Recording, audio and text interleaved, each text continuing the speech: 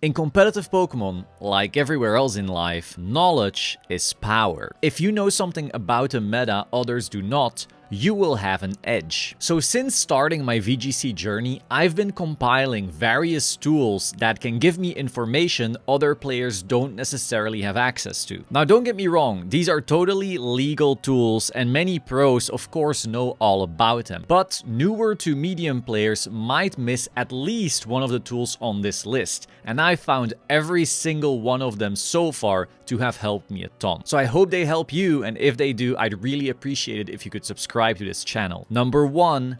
Damage calculators. Now this is a more obvious one, and I promise you we'll get to more special ones the longer this video goes on, but this is still a really important one you have to be aware of. What a damage calculator will essentially allow you to do is put the information of one of the Pokemon you're using on your team and then put in information of another commonly used Pokemon. And then you can see how much is this move going to damage the other Pokemon, or how much is their move going to damage you. And so this way, by being able to check, you can then perhaps change some of the stats you're running. Maybe Miraidon's Electro Drift is actually too much right now for your Pokemon to take, but if you add a little special defense and maybe a little HP, you will survive it, and that will allow you to then damage it back and maybe win the game of that slight difference. But if you didn't have access to a damage calculator, you would have never known that. Another way this is really crucial, of course, is because you want to know all of these calcs of at least the most popular Pokemon, so that way you know what the safest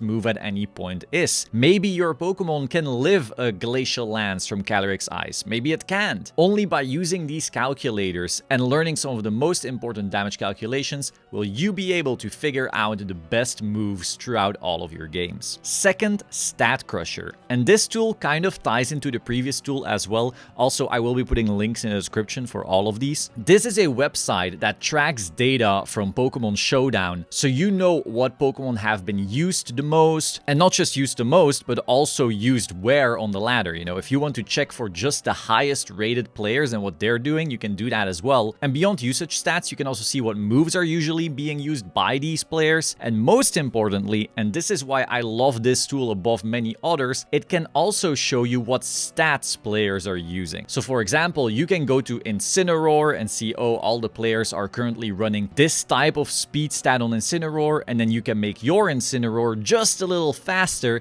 and that way always have access to the faster fake out. Or perhaps you really want to survive an Electro Drift from a Miraidon, then you can also check, hey, how much special attack are Miraidon running right now, and then you can once again use your damage calculator to figure out if you can live that. The only caveat about this tool is that the data is always coming with a sort of delay. They need time to gather the data and then crunch it and so forth, and so you don't want to blindly stare at it, but despite that, it's still a hugely useful tool that I love to take a look at. Number 3, Top Cut Explorer. This is another amazing website that tracks the latest tournaments that happened, how high certain players placed, and then with what teams they got those placements. This is of course super crucial because metas shift. Maybe you saw the first event of a season and you saw, oh wow, Rain did really well, or something like that. But then 2 events later, maybe everything shifted. And by looking at Top Cut Explorer, you can kind of see that. You can see the ebbs and flows of the format, and you can try and figure out which things you want to be countering for your upcoming tournament. Number 4, Poké Data OVH. This one is kind of like Top Cut Explorer, where you can see information on the latest tournaments, but rather than being after the fact, this one actually allows you to look at tournament data as they are happening. On the day itself, you can literally see, oh, this player is doing really well, this player is doing maybe less well, which teams are they playing? And so, for example, if you're in a day 2 of a major event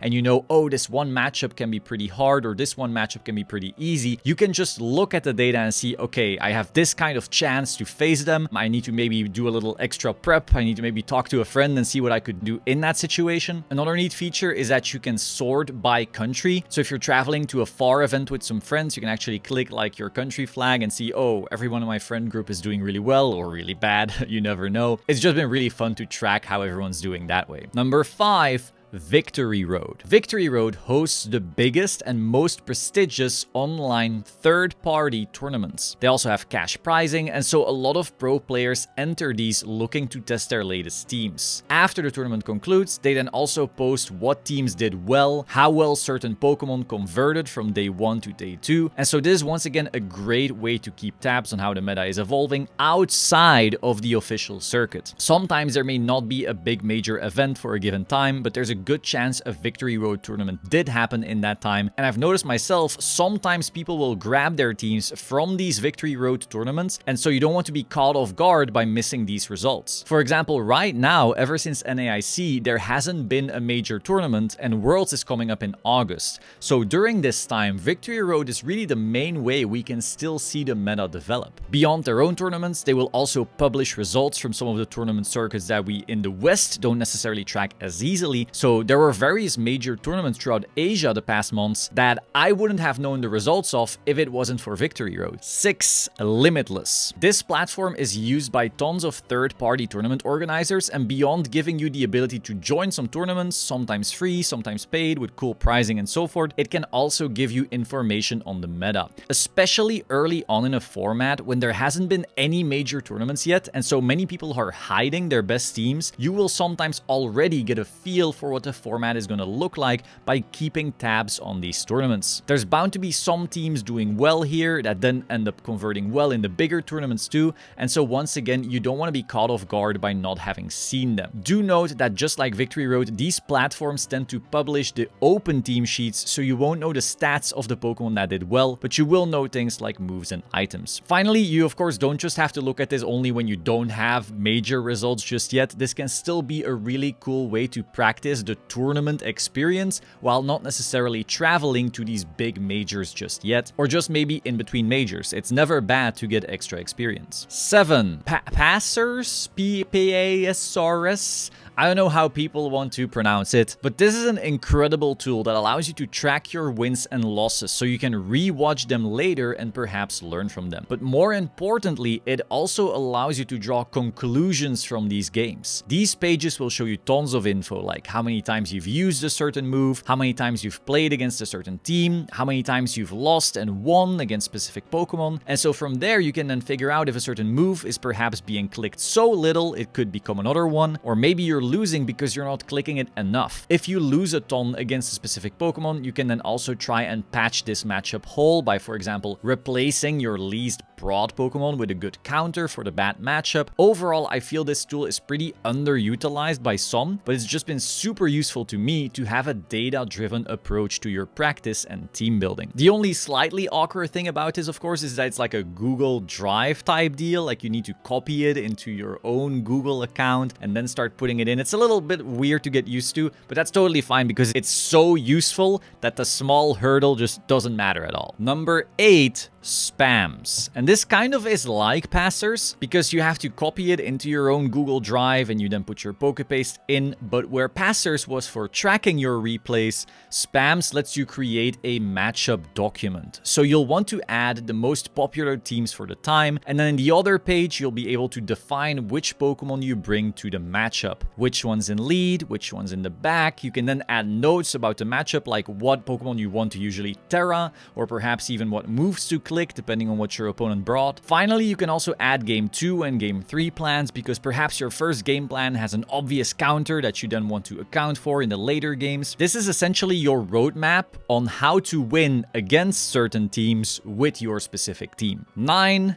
Andy Brophy's Twitter. This one's a bit specific, but essentially the past months, whenever a major event would happen, Andy would create this graphic going over the win rates of all the major archetypes into each other in the specific major event that just happened that weekend. So for example, let's say you wanted to play Calyrex, Shadow, Zamazenta, you'd then be able to see what the worst matchups were for said archetype in that specific event, and then you can try to learn from that, maybe make some changes to your team, or you notice that team then had an awful matchup into the team that ended up up winning the event, and you can make the call that you don't want to cover said bad matchup altogether. Overall, I had never seen this kind of information published so neatly anywhere else, and so I'm hoping Andy keeps on publishing the data, but I'm not sure they will, so let's all be nice and give him some love. This then brings me to a more general type of resource, and that's the community as a whole. See, because everyone in the world is getting more connected every day thanks to social media, content creators, and so forth, metas also solve faster. And so if you're not part of these communities,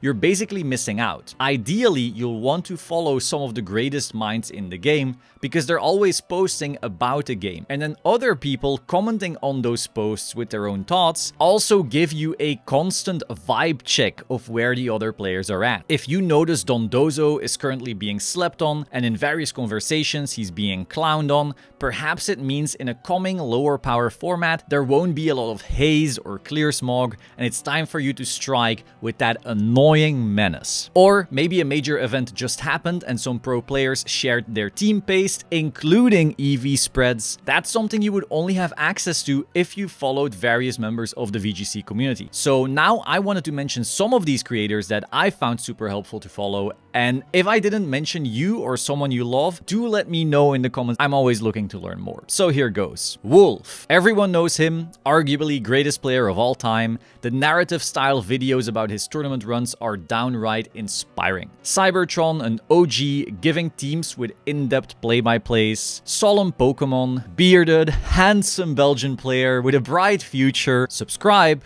or he's telling, you know what?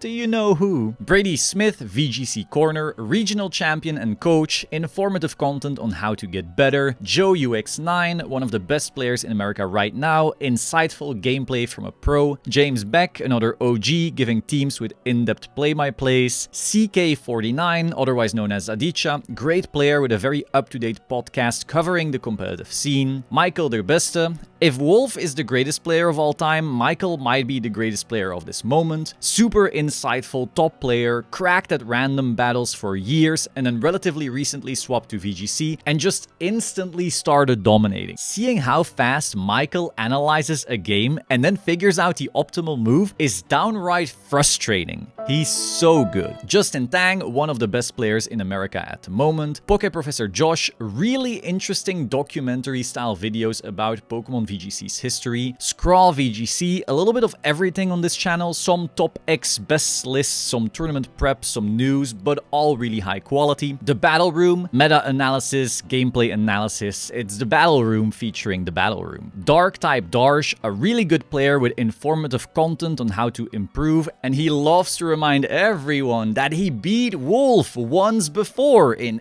every video. But beyond that, really solid content. Moxie Boosted, high quality video essay style content. If you're looking to improve at VGC, their secondary channel, Moxie Boosted Gym, also has more gameplay focused videos. The actual Pokemon channel, silly I haven't mentioned this one yet, but you can watch the major events as they happen, as well as big matches that happened before. The casters are really insightful, and of course you can learn a lot from the pros' plays. Speaking of casters, the Oko podcast by casters Joe and Sierra is a really cool podcast to stay up to date with all things VGC. Jamie Boyd is a top player known for innovating and running more weird Pokemon in their teams to try and catch people off guard or fill certain niche roles not everyone may have thought of. Osiris plays competitive VGC. I met him at the regional in Bologna actually, but the channel focuses more on the game itself rather than the competitive side. However, some of that info can be super useful even if you're just looking to compete. For example, whenever I was broke in the game, you know, a brokey, I would have to figure out how to make money in game to buy all the items. And so I could just look at Osiris guides and go, oh, this is how I can make money. So it's actually useful even if you're just looking for the completely competitive side. They also keep you up to date on any mystery gifts, so if a certain competitive mon or item is being distributed, you'll know. Now, beyond these creators' YouTube channels, it can also be super useful to follow them on platforms like Twitch and Twitter, because then the algorithms on those platforms algorithms will start serving you other relevant accounts of really good Pokemon players that might not necessarily have YouTube channels. One good example of this is ever since I started following the big VGC personalities on Twitter, I've been getting tweets from various Japanese pro players, and I would have never heard about them or their ideas and their teams if it wasn't for me being sucked into that VGC algorithm essentially. And so now I can follow them and sometimes get the early scoop into new meta developments over there as well. Now it's your turn. Do you know any other cool tools to get better at Pokemon VGC beyond practice? I mean, who practices anyway, right? Let me know in the comments down below. Ciao.